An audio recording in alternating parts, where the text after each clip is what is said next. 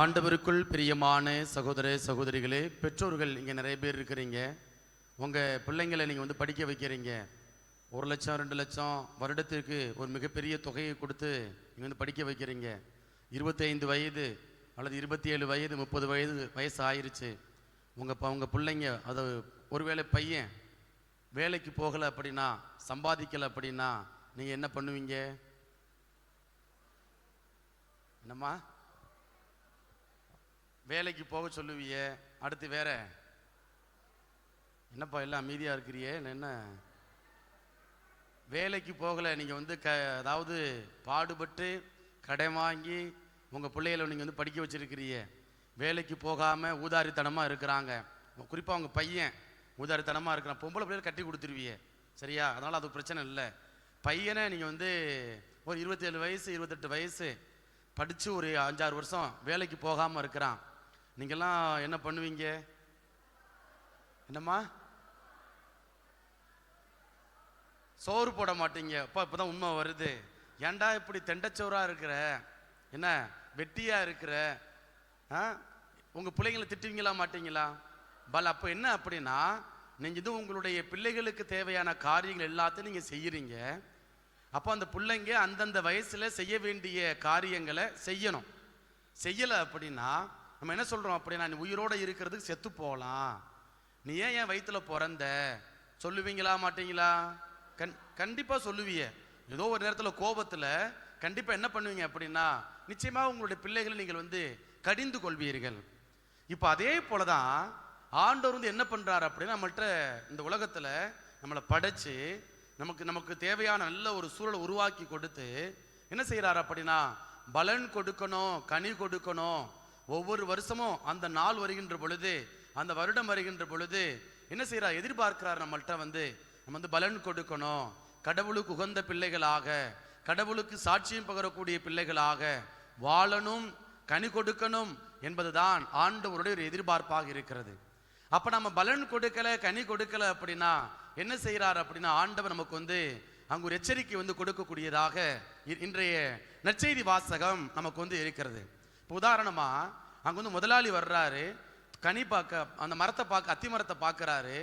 பலன் கொடுக்கல, பலன் அந்த அத்தி மரத்தில் கனி இல்லை. அப்போ தோட்ட தொழிலாளர்கிட்ட என்ன செய்கிறார் அப்படின்னா, மரத்தை வெட்டி வெட்டி எரிஞ்சிரு என்று சொல்லக்கூடிய ஒரு அழகான ஒரு வார்த்தை.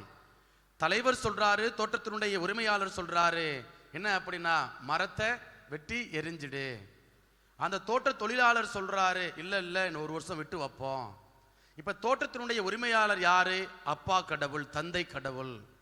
அந்த தோட்டத்தினுடைய வேலையாளர் யாரு? தோட்ட தொழிலாளர் யாரு? இயேசு ஆண்டவர். இப்போ ஒருத்தவர் என்ன சொல்றாரு அப்படின்னா, இடத்தை காலி பண்ணுப்பா, ஆளை காலி பண்ணுப்பா, ஒன்றும் பலன் இல்லைன்னு சொல்றாங்க. இப்போ மகன் என்ன சொல்றாரு அப்படின்னா, அங்கே இரக்கத்தை வெளிப்படுத்தக்கூடிய தந்தையிடம் பரிந்து பேசக்கூடியதை நற்செய்தி வாசகத்தில் நாம பார்க்கிறோம். இதற்கு ஒரு சிறந்த எடுத்துக்காட்டு இன்றைக்கு வாசிக்கப்பட்ட முதல் வாசகம். முதல் வாசகத்தில் பாருங்க, அங்க அரசராக, இளவரசராக வாழ்ந்தவர் மோயிசன். எகிப்துல அந்த அரண்மனையில் என்ன செய்யறார் அப்படின்னா, இளவரசராக வாழ்ந்தவர் அங்க மோயிசன். அப்ப கடவுளுடைய அவருக்கென்று ஒரு இலக்கை கொடுத்திருக்கிறாரு, அவருக்கென்று ஒரு நோக்கத்தை கொடுத்திருக்கிறாரு. அதனாலதான் அவர் பிறந்த பொழுது நிறைய ஆண்மகன்கள் கொல்லப்பட்டாங்க, சரிங்களா? அப்போ அப்படியெல்லாம் நிறைய குழந்தைகளை கொன்று அங்கு மோயிசனுடைய உயிரை காப்பாற்றி இப்ப என்ன செய்யப்படுகிறார்? மோயிசன் என்ன செய்யறார் அப்படின்னா, நான் எதற்காக இந்த இடத்திற்கு வந்தேன், எதற்காக அழைக்கப்பட்டேன் என்கிற அந்த நோக்கத்தை மறந்தவராக மோயிசன் என்ன பண்றார் அப்படின்னா, அங்கு எகிப்திய படைவீரனை கொல்லக்கூடிய ஒரு நிலை. இப்போ இங்கு மாமனார் வீட்டுல என்ன செய்யறார் அப்படின்னா, அங்க ஆடு மேய்க்கக்கூடிய ஒரு நிலை. அப்போ அழைக்கப்பட்டவன் தனது நோக்கத்தை மறந்து அங்கு வேறு வேலை செய்கின்ற பொழுது மீண்டுமாக என்ன செய்ய, அங்க கனி கொடுக்கல. மோயிசன் பலன் கொடுக்கல, கனி கொடுக்கல. இப்ப என்ன செய்யறார் அப்படின்னா, இறுதியாக அவரை தடுத்தாட்கொள்கிறார். மீண்டுமாக அவருக்கு ஒரு அழைப்பை கொடுக்கிறார். பலன் கொடுப்பதற்கு, கனி கொடுப்பதற்கு ஒரு அழைப்பை கொடுக்கிறார். அந்த அழைப்பினுடைய ஒரு நிகழ்வு தான் அந்த எரியும் முட்புதர் அனுபவம், சரிங்களா? இப்ப இந்த முட்புதர், அந்த முட்புதர் என்ன செய்யணும் அப்படின்னா, ஒரு செடி எரிகிறது, ஒரு மரம் எரியுது அப்படின்னா அது எரிஞ்சு சாம்பல் ஆகணும். இங்க மோயிசன் பார்க்கிறாரு, என்னப்பா அந்த செடி எரியுது, புதர் எரிகிறது, ஆனால் தீந்து போகவில்லையே, சாம்பலாகலையே என்று என்ன செய்யறாரு அப்படின்னா அதை பார்க்கிறார். அதை பார்த்த உடனே அந்த இடத்துக்கு நான் போவேன் அப்படின்னு சொல்லி மோயிஸ் என்ன செய்யறார் அப்படின்னா அந்த இடத்தை நோக்கி போகக்கூடிய ஒரு காட்சியை இன்றைய முதல் வாசகத்துல நம்ம வாசிக்க கேட்டோம். அப்ப இது ஒரு பாலைவன அனுபவம். இப்ப பாருங்க, நம்ம ஏற்கனவே நான் உங்கள்கிட்ட பகிர்ந்திருக்கிறேன், மோயிசனுடைய வாழ்நாள் மொத்தம் 120 ஆண்டுகள். இப்ப முதல் 40 ஆண்டுகள் எங்க வாழ்றாரு அப்படின்னா அரண்மனையில வாழ்றாரு. இரண்டாவது 40 ஆண்டுகள் இந்த ஆடு மேய்க்கவும் ஒட்டகத்தை மேய்க்கவும் என்ன செய்யறாரு அப்படின்னா தன்னுடைய மாமனார் வீட்டில் தன்னுடைய வாழ்நாளை கழிக்கக்கூடிய ஒரு நிலை. மூன்றாவது 40 ஆண்டுகள் 81 வயதிலிருந்து 120 ஆண்டுகள் வரை அவருடைய வேலை என்ன அப்படின்னா எகிப்து நாட்டுக்கு போறாரு. எகிப்து நாட்டுக்கு போய் தன்னுடைய சொந்த இனத்து மக்களை பாலும் தேனும் பொழியக்கூடிய கானா நாட்டிற்கு அழைத்து வருவதுதான் அவருடைய ஒரு பணியாக வாழ்வாக இருக்கிறது. இப்போ இந்த 40 ஆண்டுகள், இரண்டாவது 40 ஆண்டுகள் இவருக்கு ஒரு பாலைவன அனுபவம். Praise the Lord. கரங்களை மேலே உயர்த்தி பிரைஸ் தி லார்ட். இப்ப பாலைவன அனுபவம். பாலைவனத்துல என்ன இருக்கும்? தண்ணி கிடைக்காது, மேய்ச்சலுக்கான அந்த போதிய புல்லு கிடைக்காது, உணவு கிடைக்காது. அப்போ அதே போல இங்கு மோயிசனுக்கு ஒரு மகிழ்ச்சியான வாழ்க்கை இல்லை, ஒரு வருத்தம். அப்போ கடவுள் என்ன செய்யறாரு அப்படின்னா 40 ஆண்டுகள் உன்னை கஷ்டப்படாம உன்னை வளர்த்தேன், உன்னுடைய தேவைகளை எல்லாம் கொடுத்தேன், இப்ப நீ என்ன பண்ற அப்படின்னா என்னுடைய அழைப்பை நீ உதாசீனப்படுத்திட்ட, நீ முன்கோபத்தினால உன்னுடைய அழைப்பை நீ இழந்துட்ட, உன்னுடைய நோக்கத்தை நீ தவற விட்டுட்ட, இப்ப உன்னை நான் பக்குவப்படுத்துறேன் என்று சொல்லி இந்த 40 ஆண்டுகள் அந்த பாலைவனத்துல என்ன செய்யறார் அப்படின்னா மோயிசனை பக்குவப்படுத்துகின்றார். அதனுடைய ஒரு உச்சகட்ட அனுபவம் தான் இந்த எரியும் முட்புதர் செடி அனுபவம். அப்போ அந்த அனுபவத்தினால மீண்டுமாக கடவுள் அவர் என்ன செய்யறார் அப்படின்னா அந்த இழந்து போன அழைத்தலை அவருக்கு உறுதி செய்கின்றார். நீ போப்பா, என் மக்கள் படும் துன்பங்களை நான் கண்டேன், அவருடைய அழுகுரலை நான் கேட்டேன் என்று சொல்லி அங்கு மோயிசனுக்கு மீண்டுமாக தன்னுடைய அழைத்தலை அவருக்கான எதற்காக அழைக்கப்பட்டாரோ அந்த நோக்கத்தை உறுதிப்படுத்துவதுதான் இன்றைக்கு வாசிக்கப்பட்ட முதல் வாசகமாக நமக்கு இருக்கிறது. இப்ப இந்த தவக்காலம் உங்களுக்கும் எனக்கும் 40 நாட்கள் கொடுக்கப்பட்டிருக்கிறது. இந்த 40 நாட்கள்ல நீங்களும் நானும் கடவுள் நமக்கு கொடுத்திருக்கக்கூடிய இலக்கினை, அந்த நோக்கத்தினை மறந்து போன பிள்ளைகளாக பல நேரங்களில் நாம் வாழ்ந்து கொண்டிருக்கலாம். அப்படி நம்முடைய நோக்கத்தை மறந்து போகின்ற பொழுது நம்ம என்ன பண்ணணும் அப்படின்னா இந்த 40 நாட்கள்ல எப்படி மோயிசனுக்கு ஒரு எரியும் முட்புதர் செடி அனுபவம் கிடைத்ததோ அதே போல நமக்கும் ஒவ்வொரு நாளும் கடவுள் நமக்கு ஒவ்வொரு விதமான அனுபவங்களை கொடுத்து கொண்டே இருக்கிறார்.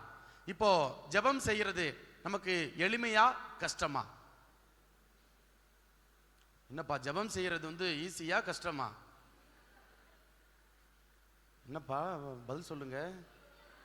எளிமையா, சுமையா அல்லது சுகமா? சுகம்.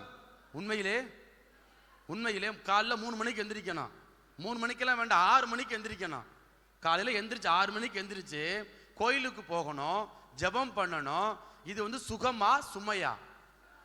கண்டிப்பா இல்லது. 6 மணிக்கு எந்திரிக்கணும், படுக்கிறதே 12 மணிக்கு. 6 மணிக்கு எந்திரிக்கணுமாடா, இழுத்து இப்ப வெயில் வர அடிக்கு ஏசியை போட்டுக்கிட்டு இழுத்து போத்தி தூங்கணும், அப்படிதான் மனசு சொல்லும்.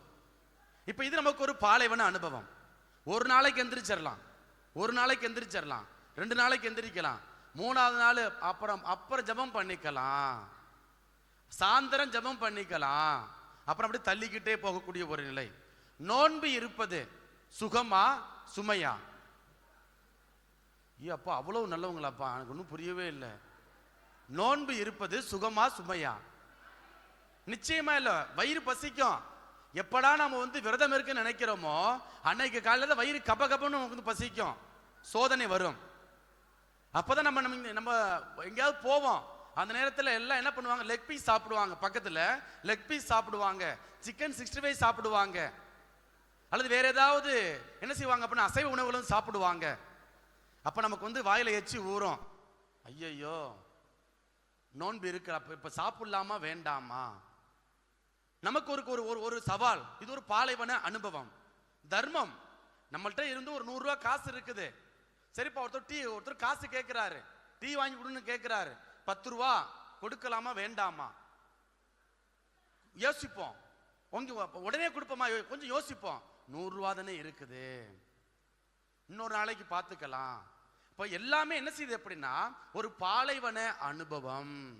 இந்த பாலைவன அனுபவத்துல ஒவ்வொரு நாளும் கடவுள் என்ன செய்யறாரு அப்படின்னா நம்மை பக்குவப்படுத்தி கொண்டே இருக்கிறார்.